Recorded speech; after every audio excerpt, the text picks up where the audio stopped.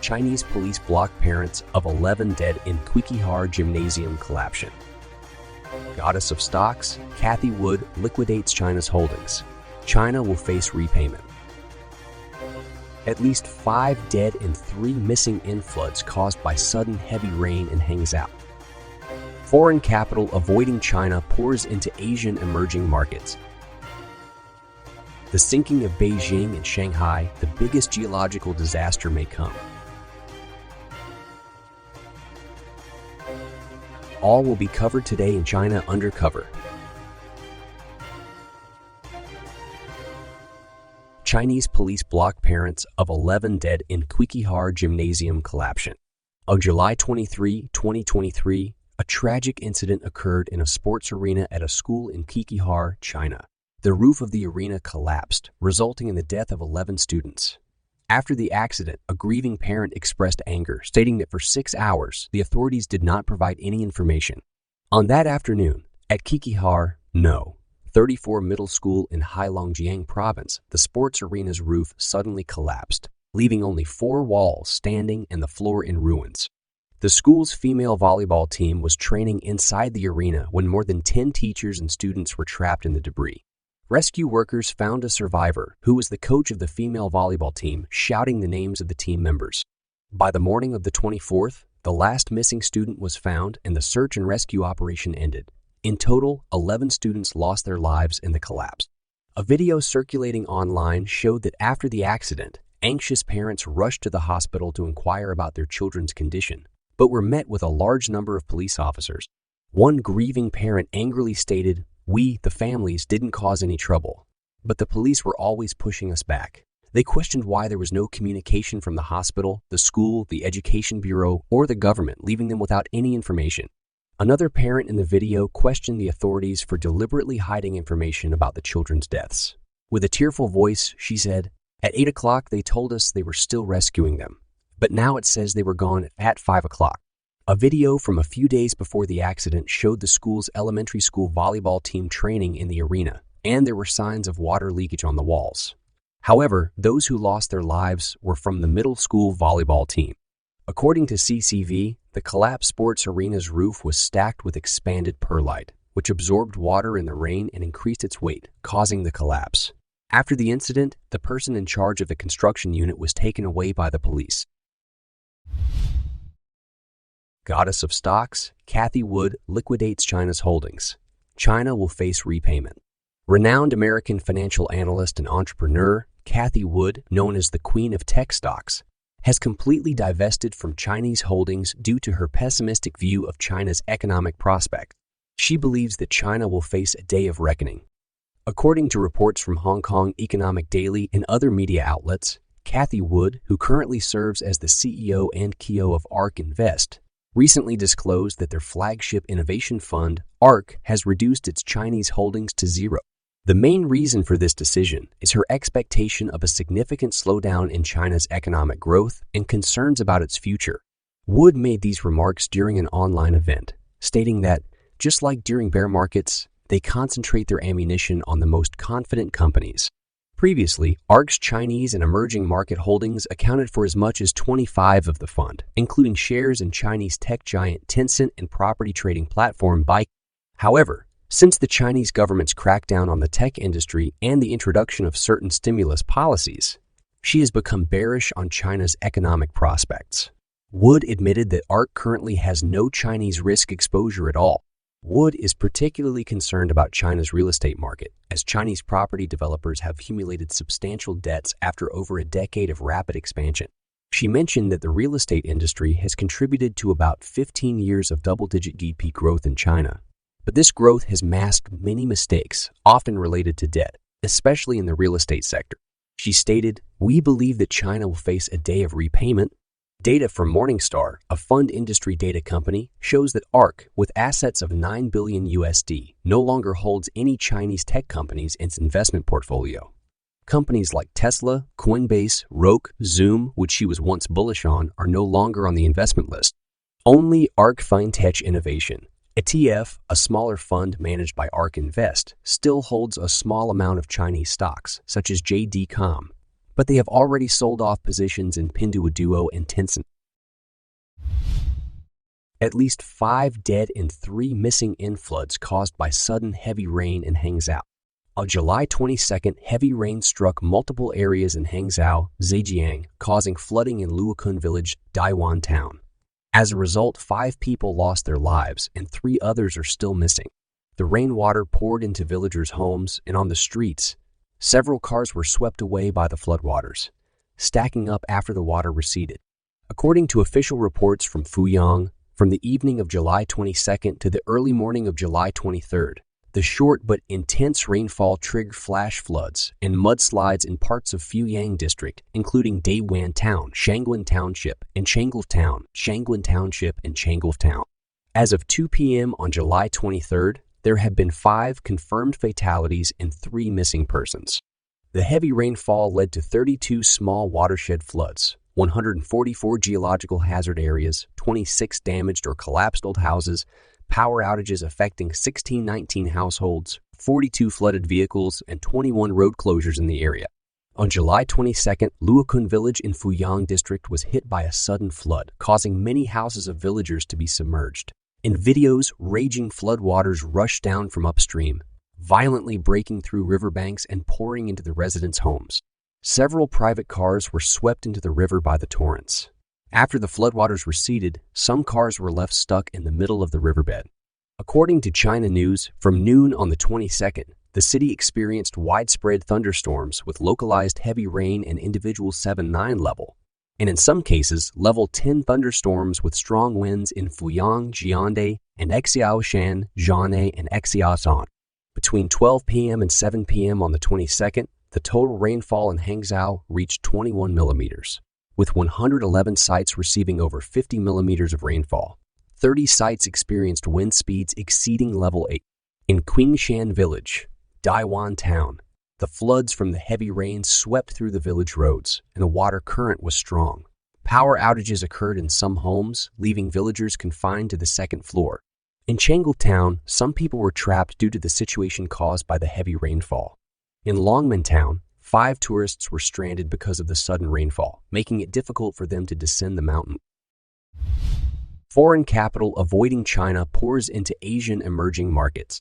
Investors are becoming increasingly pessimistic about China's economic prospects, leading foreign capital to flow into ex-China Asian stock markets. For the first time in 6 years, net inflows of funds into Asian emerging markets have surpassed China. According to a report by the Financial Times, citing statistics from Goldman Sachs over the past 12 months, more than $41 billion has flowed into ex-China Asian emerging market, surpassing the $33 billion that entered the mainland Chinese stock market through the Shanghai, Hong Kong Stock Connect schemes. In comparison, the data for the same period last year, net outflows of $76.6 billion from emerging markets and net inflows of $42.8 billion into China. This shift not only reflects China's weak economic recovery and disappointing performance, but also highlights the benefits enjoyed by other Asian economies due to supply chain shifts and strong demand for semiconductors. Sunil Kool, the Asia stock strategist at Goldman Sachs, commented, looking across the entire Asia Pacific region, you would want to favor markets that are more sensitive to U.S. economic growth. Bank of America's latest survey of Asian fund managers also reflects low confidence in China. The survey shows that out of about 260 respondents, over half of the fund managers have begun reducing their holdings of Chinese assets. These managers collectively oversee assets worth over $650 billion. Meanwhile, 86 of the fund managers expect markets in the Asia Pacific region outside Japan to rise in the next 12 months, partly because people believe that China regional stocks are still undervalued. Slower economic growth in China and increasing geopolitics risks have stimulated demand for investment products that exclude China. Manishi Raychaudhuri, head of equity research for Asia Pacific at BNP Paribas, stated that investors are still adopting a wait and row attitude towards China until there are signs of improvement in its economic growth prospect. He believes that the two main themes in Asia this year are buying into India and buying into AI-driven technology. The lane theme has led to has 10 billion and 9 billion in funds flowing into Taiwan and South Korea, respectively. Recently, foreign investors have also turned to India due to its strong economic growth and expectations that a supply chain will gradually shift from China to this Asian country with support from the U.S. Since July 7, the MESCI AC index has risen by more than 5, and there again an influx of foreign capital into emerging markets in Southeast Asia. Does the CP still want to go to war after the CIA chief exposed Xi Jinping's actions? On July 22, 2023, the US, South Korea, and Australian military participated in the Talisman Sabre 2023 exercise in the Shoalwater Bay training area in Queensland, Australia. The exercise involved firepower demonstrations. On July 20, the CIA Director Burns spoke at the Aspen Security Forum, stating that Chinese President Xi Jinping and the military leadership are doubtful about launching a full-scale invasion of Taiwan within an acceptable cost. He compared Xi Jinping's focus on the situation in Ukraine with his consideration of Taiwan. He also mentioned that the events in Ukraine demonstrated how a smaller military force achieved incredible success in military operations. He pointed out weaknesses in the Russian military system, such as low morale among soldiers, poor command capabilities, and chaos in the political and military leadership. The remarks made by the CIA director seemed to allude to the weaknesses of the Chinese military, especially after the Uyghur coup, which caused chaos in the ranks of the Chinese Communist Party's military. There have been rumors about issues in the Chinese rocket forces, and a recent party work conference in Beijing saw key military leaders absent. Xi Jinping's visit to the Eastern Theater Command headquarters on July 6 showed that he perceived increasing instability and uncertainty in the security situation. He emphasized the need to raise awareness of potential dangers and to improve the party committee's leadership in preparing for war. At the recent party work conference on July 21, Xi Jinping was expected to attend but only issued instructions, emphasizing the need to address outstanding issues in party leadership, military readiness, and party governance. This lack of presence raises concerns about his confidence in the military leadership. Internally, the problems within the Chinese military and the sudden disappearance of Qin Gang have garnered worldwide attention. At this critical moment, French President Macron's senior diplomatic advisor, Emmanuel Bonnet, also spoke up, stating that France is ready to assume responsibility and stand with the U.S. in the event of a crisis in the Taiwan Strait. Following the establishment of AUKUS, China instigated North Korea to test missiles, resulting in the U.S., Japan, and South Korea forming a military triangle. Military cooperation between the U.S. and the Philippines is rapidly escalating, and French fighter jets are participating in exercises in the Indo-Pacific region. An anti-communist alliance is taking shape, and if a counterattack on mainland China occurs, the French Marine Corps is likely to be part of it. The U.S. Indo-Pacific Command humorously mentioned walking and chewing gum at the same time, implying the need to handle multiple challenges simultaneously. With all these developments, it raises the question of whether Chinese leaders and the military still have the intention to initiate a war. The sinking of Beijing and Shanghai, the biggest geological disaster may come. The ground beneath Beijing is sinking to form the world's largest funnel, and that Shanghai has a 7-meter-long crack on its surface. According to official data, the sinking of the ground in Beijing has caused deformation in 6 subway lines, and this trend is accelerating. Shanghai has been experiencing ground sinking issues since the 1950s, with a cumulative subsidence of over 110 millimeters. According to a report from National Geographic, warned that the rate and extent of land subsidence in Beijing has been showing an increasing trend in recent years. The research revealed that out of Beijing's 15 subway lines, 6 experience an average deformation rate of over 5 millimeters per year. Line 8 on Metro Line 1 has an average deformation rate of 22.5 millimeters per year, while Lines 6 and 7 have maximum deformation rates of 70.4 millimeters and 115.1 millimeters per year, respectively. Haihuanghu Station in Shouyang District is located in the area with the most significant deformation. It is also mentioned that subway deformation is just the tip of the iceberg, as Beijing is facing a sinking crisis. A study revealed that from 2017 to 2020, areas including southeastern Changping District, northwestern Haidian District, eastern Kaohsiung District, northwestern Tongzhou District, southwestern Xunyi District, and southern Daxing District experienced ground subsidence. Among them, Northwestern Haidian, eastern Chaoyang, and northwestern Hangzhou are heavily affected by ground subsidence, with Chaoyang's Jinshan area experiencing the most severe subsidence, sinking 0.34 meters. Apart from Beijing, the financial hub Shanghai is also facing similar problems. According to reports from Time magazine, Shanghai experienced ground subsidence as early as the 1950s, while other Chinese cities only began to encounter this issue in the 1980s. Follow a report by China Geological Survey Bureau. More than 50 Chinese cities are facing ground subsidence problems, especially in the Yangtze River Delta, Fen, Weir Basin, and North China Plain, where ground subsidence is severe. The China Daily reported that the groundwater in the North China region, which includes Beijing, Tianjin, Hebei, and Inner Mongolia, has been extracted by at least 120 billion cubic meters, equivalent to the volume of 200 Bangdian lakes, the largest freshwater lake in North China.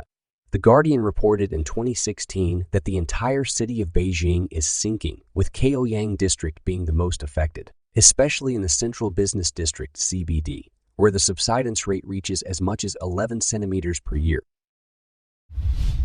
MPs speak out. Testimony from dying victim shows China's forced organ harvesting persists. Conservative MPs Michael Cooper and Garnet Genoise are urging the government to issue sanctions against Communist China for its forced organ harvesting campaign. The call comes in response to bombshell testimony from a dying victim. It is estimated that 150 people a day in the PRC People's Republic of China are killed as a result of forced organ harvesting. These are extraordinary human rights violations that are taking place and are being directed by the Beijing-based communist regime, Mr. Cooper told the Epoch Times. He was responding to a question regarding the deathbed testimonies of Sang Ixukin, died after having her organs harvested while she was still alive. The operation was performed at the People's Liberation Army Integrated Logistic Support and Security Forces, No. 962 Hospital on April 28, 2019.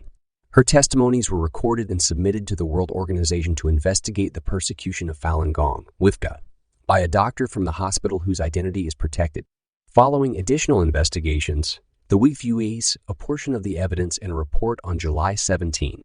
This is something that Canada needs to continue to speak out about. The legislators need to continue to speak out about, he told. We need to end a global culture of impunity for violations of human rights and move towards a world in which serious violations of fundamental freedoms are held accountable through sanctions and through other mechanisms. Mr. Jinhui had sponsored Sin Salma Atalalajan's Bill S-223 in the House of Commons, which was passed into law on Dec. 14, 2022, making it illegal for a Canadian citizen or a permanent resident to go abroad to receive an organ taken from someone who did not give informed consent for its removal.